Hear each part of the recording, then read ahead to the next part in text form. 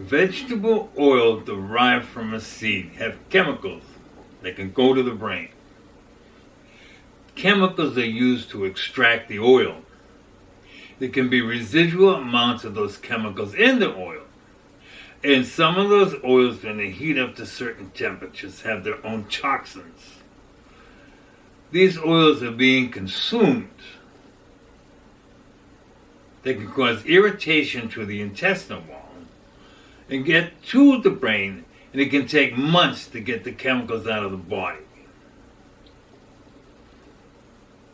When we think of all the foods that contain these oils, go down to the grocery store, all those ready-to-eat frozen foods, chicken wings, French fries, onion rings, fish sticks, they're all processed in an industrial kitchen.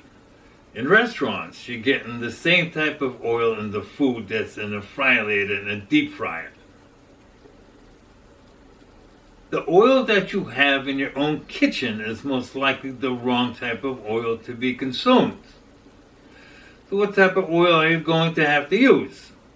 Well, the best one is olive oil.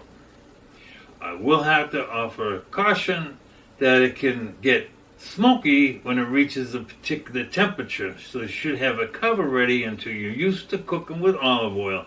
And don't deep fry.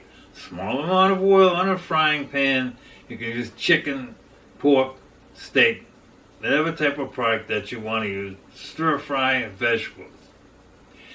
The salad dressing that you're consuming has the wrong type of oil. You can buy a package at the grocery store with a mix, and you can add olive oil to that, and it's a very tasty salad dressing. So go to my glossary and go to my next video.